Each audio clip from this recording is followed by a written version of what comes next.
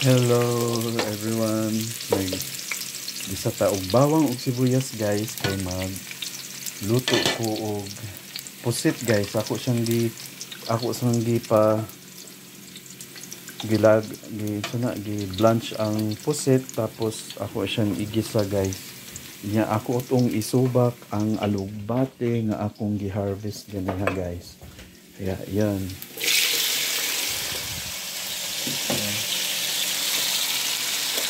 Ang ating kamatis.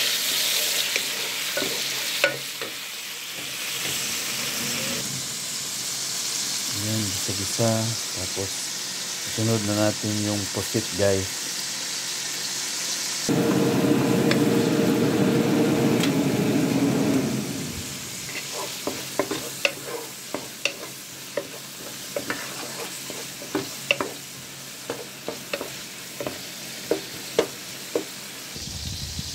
Ito na yung pusit kabista ka akong gilaga kadali.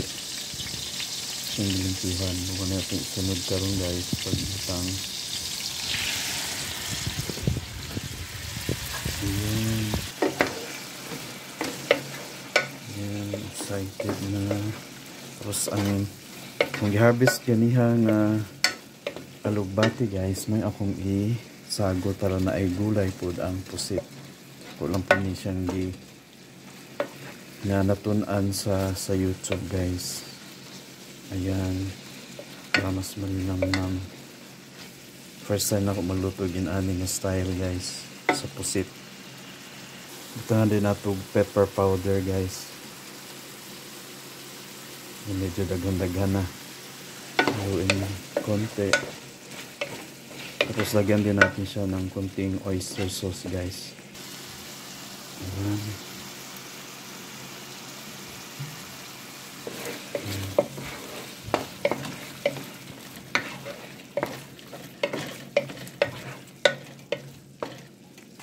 Tapos lagyan natin siya ng konting asin guys.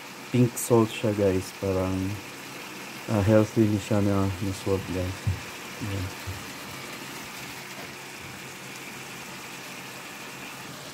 Ayan. Tapos isunod na natin yung alugbati guys. Hindi na ako maglagay ng sabaw kasi magtutubig na rin yung alugbati. Ito na yung alugbati. Fresh alugbati from the backyard. Ito ang garden guys. Yan. Dito na.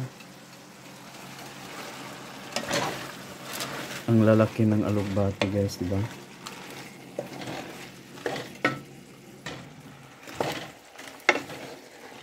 Para may fresh gulay din ang ating pusit. Kakaiba to guys. Yung napanood ko sa YouTube, walang nilagay na gulay pero ako gusto kong maglagay guys para mas masarap. Ayun, maya luto na to. Ayan na guys, mga kabisdak, luto na ang ating pusit na may alugbate. Wow, di ba? Ang galing. Sayang yung alugbate. Sago na lang nato siya guys sa tuang pusit.